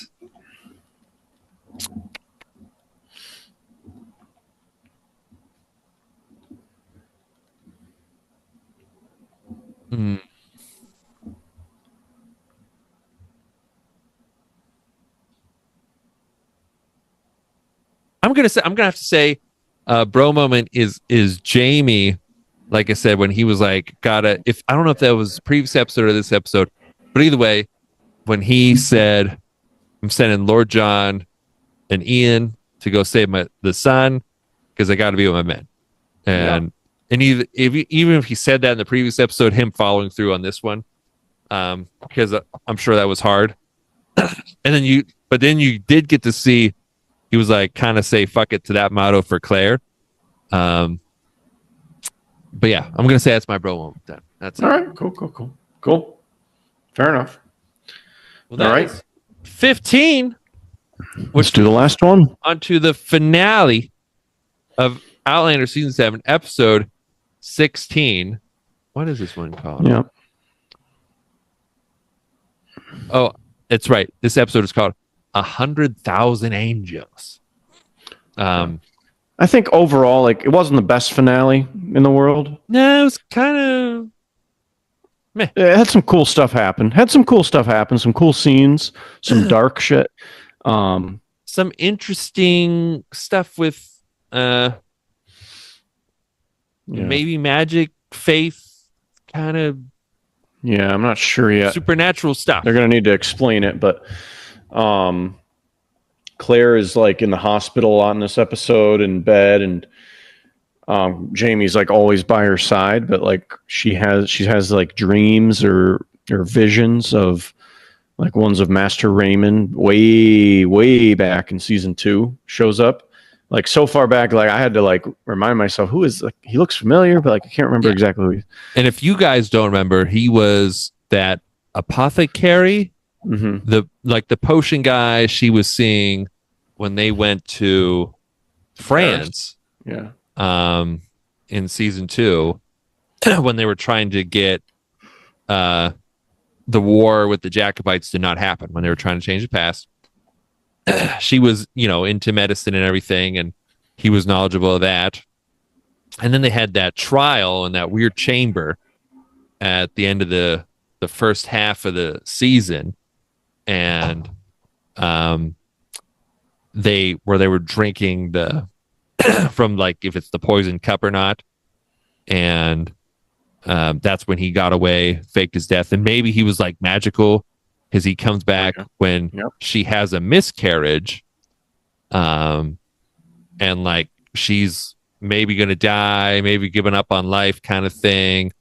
And he told her to have faith, and he'd see her again. Stuff along those lines. And then Claire named the baby after it was born and died, or Faith.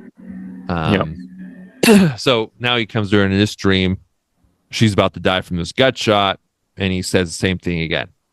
And again, it's kind of like, is it a dream or not? Because he wakes up and he's not there, and she asks Jamie, and Jamie's like, "I've been here all night." Yeah, and he didn't see anything. So but he had to have slept at some point, Right, exactly. So, but did it happen or not? Who knows? But what he says to her is interesting. He's like, "I apologize.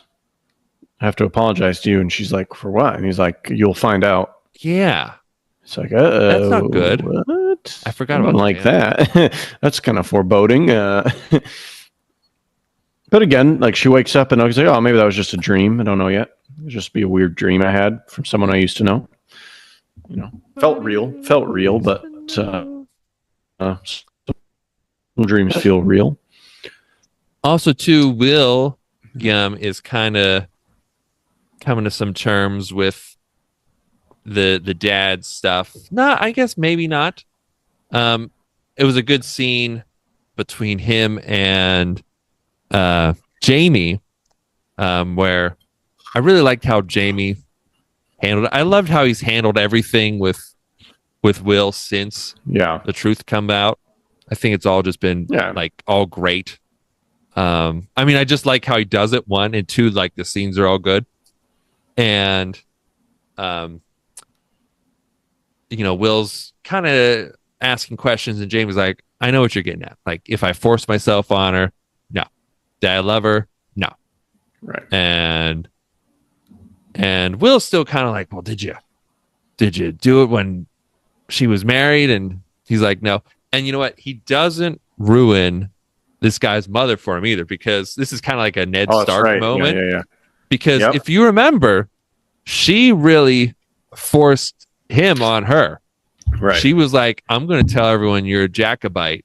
My family doesn't know. My brother died fighting the Jacobites. So if they find out you're a Jacobite, you're going to get killed. So you have to come do me." And he didn't want to. Not because he didn't find her attractive. She was a pretty girl, but she was kind of snobby. She was going to get married. Yeah. So he did her because that's what she wanted. And he didn't tell William that, though. He didn't say, "Hey, your mom really forced me to do it." Yeah. He didn't say that. Which I don't know if it would have helped, but it would at least maybe made him look a little better, potentially, maybe. But it made his mom look worse. Yeah. Instead, he just says, she was really pretty. And he says, like, when he's getting at it, he's just like, she was young. She, didn't make good decisions. He doesn't really say, like, what was involved. But handled well, I thought. But, he has a flashback to, when he was young and comforting him before, and touches him fondly, as like a son on the shoulder. And but Will's like, "I'm never calling you dad," and leaves. And so that's kind of a bummer. But also, too,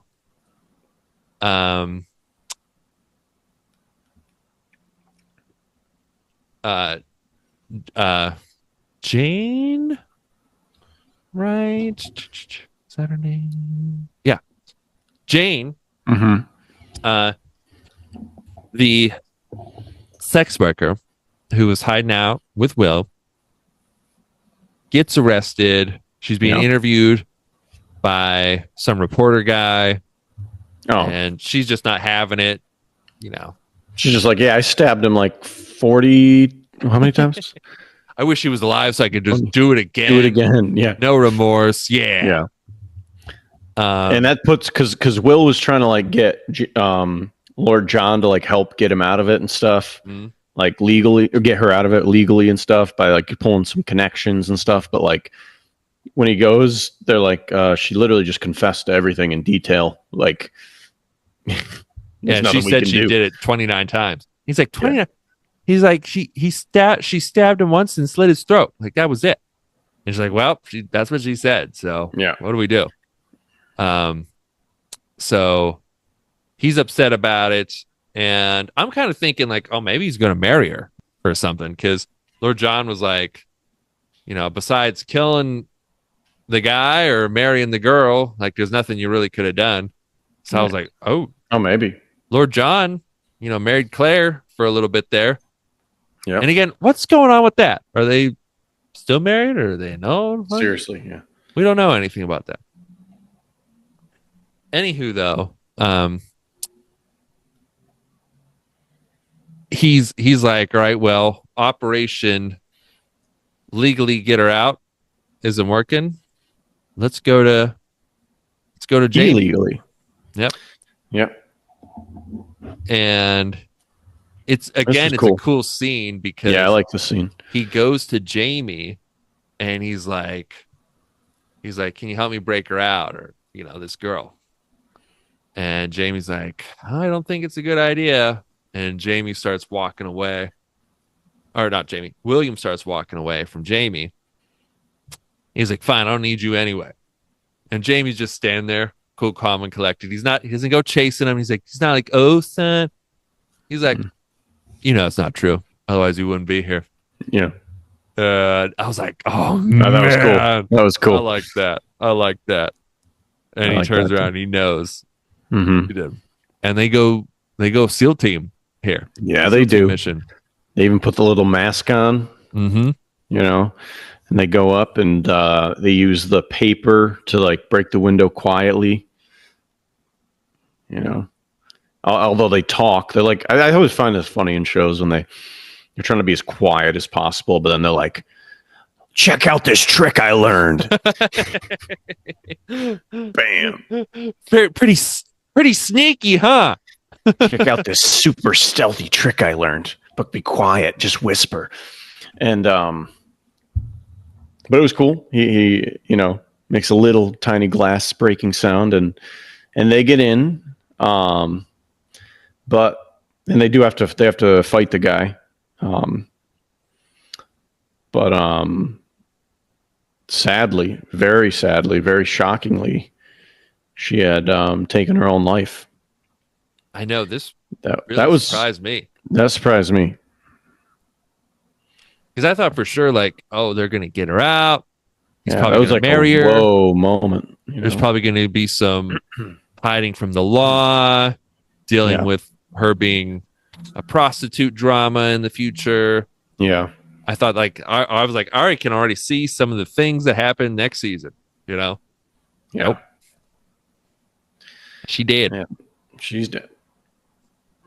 Yeah. So that was sad. And Jamie comes in and is like, damn. And they gotta go because they see they see the lights in the distance and they gotta go. So but when they get back, you know, they got to tell the little girl, they got to tell her that her sister died and she's basically alone. And, but Jamie does take like a lock of her hair though, just so like she has something. Cause like Jamie knows how much that can mean to someone, you know? Mm-hmm. And what's interesting is they go back and tell the girl and they just start being really nice to her. And like, Jamie's like, you can live here with me. Like, I'll help take care of you.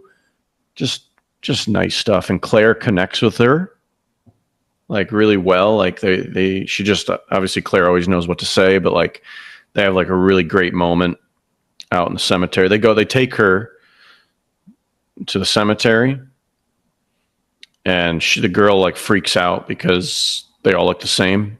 It's like a mass grave. It's a mass grave. Area. So, and maybe not a mass grave isn't the right word, because not everyone's in like a same hole, but it's just a bunch of unmarked graves. Unmarked graves, yeah. And she just lets her emotions out, and Claire helps calm her down. They put the hair in a locket, and they just have a great conversation. Kind of a motherly conversation from Claire to this girl that she doesn't know. But yeah, they're just nice. They see in the locket, the girl's mother's name was Faith. Mm-hmm.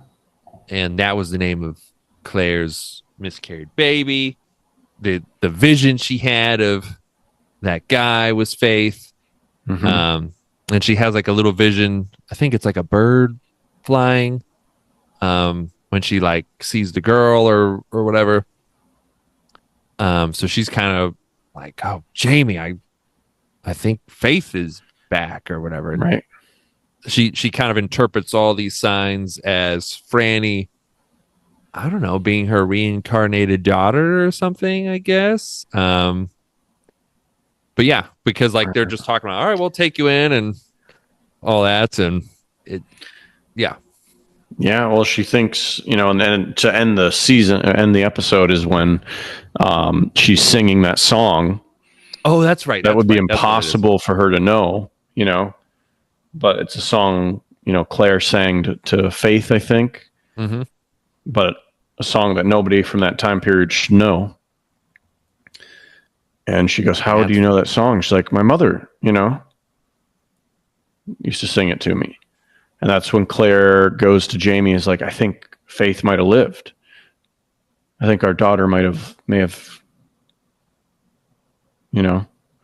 Yeah. So, like, yeah, what does that mean? I don't know. How would that happen? Did Master Raymond take the kid away and it really wasn't dead and gave her didn't she like hold the kid forever? Yeah. Well, maybe he gave her a dead one or something. Fucked up. Maybe that's why he apologized or something. Why would he do that? I don't know. I'm just piecing this together now. I don't know. But I'm just like, what's his apology about? And I don't know. Now this. And at first I was like, oh, is she like reincarnated as the daughter? But the girl that they're like adopting her name is Franny, not Faith. The mother's name was Faith. Right. So yeah, I don't know. It was a cool twist. Cool twist. Unexpected too. I was kind of hoping for more battle this episode.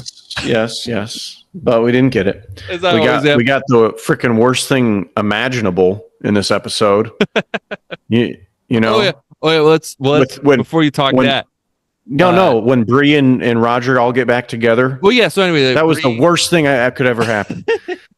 We don't want them all together again. No, that's fine. But I thought you were talking about. Well, once they get, I know. I was joking. Together, I was talking about that.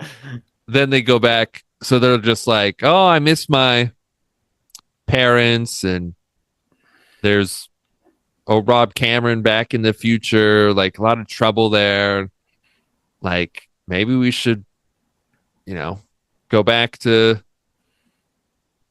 the future, which was the past for us before, but now is ahead of this time that we're in. So they were here, and then they went first time back to here, there, and then they came back to here. At some point, one of them broke up, and they went back here, but they ended up back here, right? And then Roger went back here instead of here, and then Bree and them came back to here. But they're thinking maybe they want to be here. I can't really make it any more clear than that. Just make sure you're watching the YouTube bad, video. Yeah. Clear diagram. Clear. Anyway, though, yeah, they're so Roger's like, maybe the question isn't where we want to be, it's when we want to be. Ooh. Ooh. Well, Also, worst fucking moment from Outlander. And I was like, there was a warning that came up before the episode, like graphic scene. Sometimes that I swear that doesn't come up. And I was like, what's it? I was like, is someone going to get raped in the last episode? Oh my God, Outlander, come on. You haven't raped anyone all season, and now you're going to rape someone in the last episode. Anyway, though, this is way worse than that. way worse.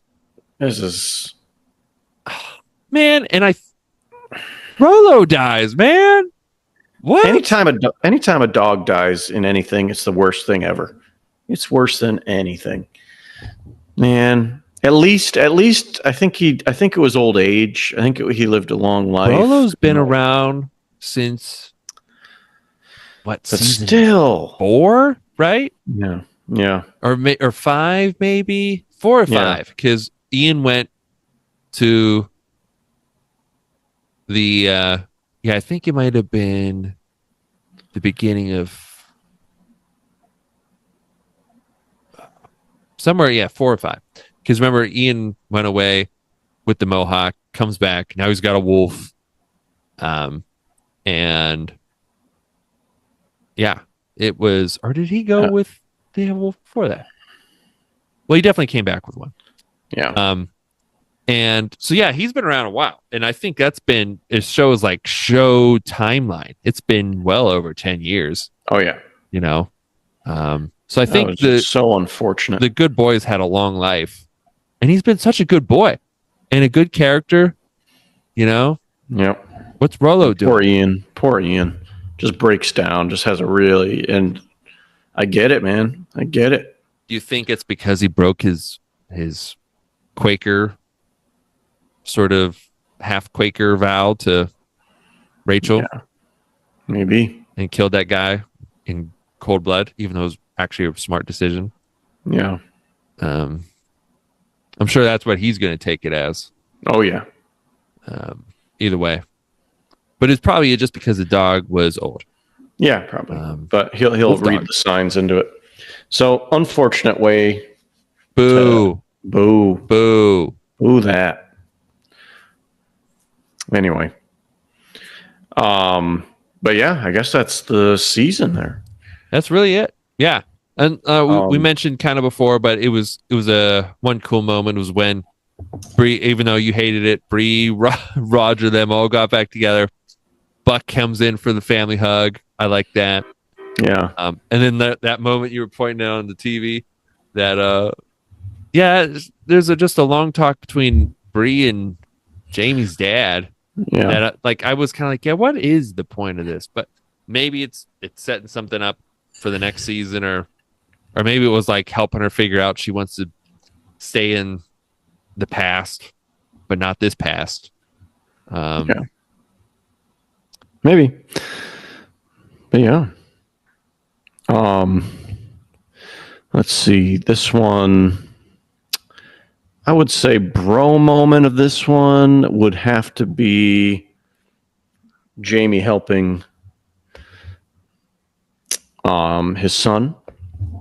Mm-hmm. I think that was probably it for this one. You mean their secret night mission? The secret night mission, or Jamie just going to do something illegal. That was a bro moment to help him out. That's a good one. I'm gonna say mine was the first talk they had, where, like I said, that was good. Jamie doesn't sort of badmouth by like telling the truth about Will's mom. Right. Yeah, that's a good one. Favorite moment. I really liked Buck getting in on that family hug, to be honest. Oh, cool. I mean, I like that. I don't like Rolo dying, but no, that was my least favorite I like moment. that they treated it as a big deal. Yes. And it wasn't yes, just like written yes. off, or like he didn't just disappear from the show, or Right. he wasn't. I like too that he didn't die a violent way. That he, because I was always worried. Oh my god, someone's gonna get Rolo and knife him, He's or always in shoot him. battles and stuff. So He died. It's sad he died, but he died an old good boy in bed next to Ian. So nothing bad can. I thought Mr. Bug was gonna kill him at one point. yeah. So I didn't like him dying, but I liked that it did feel like a character die, is what it felt like. Totally. Yeah. And I did like Jamie and Will going on their SEAL team mission. Yeah. And I didn't really like it either, but the girl dying was a very unexpected twist. And it was good for the show. It's good for the show. Didn't expect it. Like if they just saved her, I feel like that would have just been the same thing again. Yeah, It wouldn't have meant as much. But the fact that they tried and wanted it. They were just too late. I wanted her to save her. No, I did. I know. It's the thing is is like it wasn't even the British. The British didn't even kill her. Yeah, is the thing. She killed herself because she didn't want like the British to take. Yeah. She wanted no man to have control of her own fate again, kind of thing. Yeah. And if she would have just waited, just a little bit, but the thousand angels for the title of the episode, she was like praying to the angels before she went, and then I think probably alluding to maybe Claire's miscarriage stuff was somehow handled by that too. But yeah, that was surprising.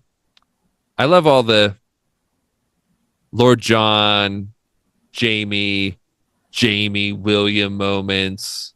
I think that's all great. And so, like when season 3 first happened and like Jamie had that kid and he went away forever, I was never expecting anything else from it ever again. I was like, that was amazing, heartbreaking moment they did. But I never expected the show to do anything with it, and I think it's all solid stuff. Oh, totally. And my favorite moment actually was probably when like Claire had that moment of realization when the girl was singing. I thought that was a really cool way to end the season. It's definitely not the most mind blowing or epic way to end a season, but really really solid. Leading up into the next season to learn more about that for sure. I mean, that is something that like makes me want the next season to come. Yeah. And next season is going to be the last season of the show Outlander. It does look which is good. I think it should end at some point. I do. They're saying that was always the plan, kind of like I feel like Last Kingdom tried to pull on us too. They were like, "Oh, it was always the plan," because when the show came out, there was only, 10 books. There was only these many books, but there was more written. I think it's really just that they want to end on a high note. They don't want viewership to decline and quality of the show to go down. Because I know Outlander used to be a big deal. Before. Can you still see me right now? Yeah. Okay. The screen disappeared. This is weird. Here I am. Oh, there it is. Okay. But yeah, Outlander used to be a big deal, and I feel like I just don't ever hear anyone talk about it now. So that's unfortunate, but I hope next season's great. Yeah. Oh, one thing I have to say, it's a cheesy moment, but I did like it from the previous episode. Was when one of the flashbacks Jamie was having of his talk with Claire before she got shot and was like saying like, "Oh, something feels weird about tomorrow and something's different." She was talking about the stars, like how the gas in them, by the law of thermodynamics, they're all going to burn out someday. And Jamie was like, "Yeah, but God made the stars. Men can make all the laws they want, but they're not burning out, nor will you and I." And I was like, I don't know. It was very cheesy, corny. Yeah. But I don't know. I kind of liked it for some reason. I really liked those flashbacks. They seemed kind of heavy. I know they were cheesy, Yeah. but I did like them. I did like them. Not gonna lie. I thought that was a good line, and I'm sure he got laid very well from using that line. Yeah, I'm sure he did. Oh, well, that about wraps it up. Let us know what you guys thought. Try not listener. to give us any spoilers From the books. from the books about what you know what's going to happen. Just talk about the show as it is. I mean, you can say spoilers for this season, I guess. So be wary if you're going to the comments, if you're just here for a review, but unlikely that you're not watching the show and listening to this in the season 7. Why would you listen to a season 7 review and not watch any of that show? But I mean, maybe you did, and maybe you listen to the rest of this. Good on you. But be wary of those comments. But yeah, just no spoilers from the books. We do read them all. Thank you all so much. We will eventually cover season 5, like we have before we started covering more like each episode. Especially with this season, we really had to break it down. Yeah. So we'll cover season 5 at some point, and then other things and stuff in the future too. Let us know if there's anything you want us to look at. I know a lot of you have been recommending the show Turn. Maybe we'll check that out sometime too. It's like a spy show set in the Revolution. You ever see it? I saw the first few episodes of it. Yeah, that's why I saw like the first 2 back when it was on TV, actually. Yeah. And like I just wasn't like hooked enough to stick around the next week. I wasn't hooked by the first, but sometimes shows you got to keep going. Yeah, I mean, if you binge it, it's good. But yeah, thanks for letting us know if there's anything else too. We'll talk about it there too. Absolutely. But for now, it's like we always say. Dinner fash. Dinner fash. And goodbye. Goodbye.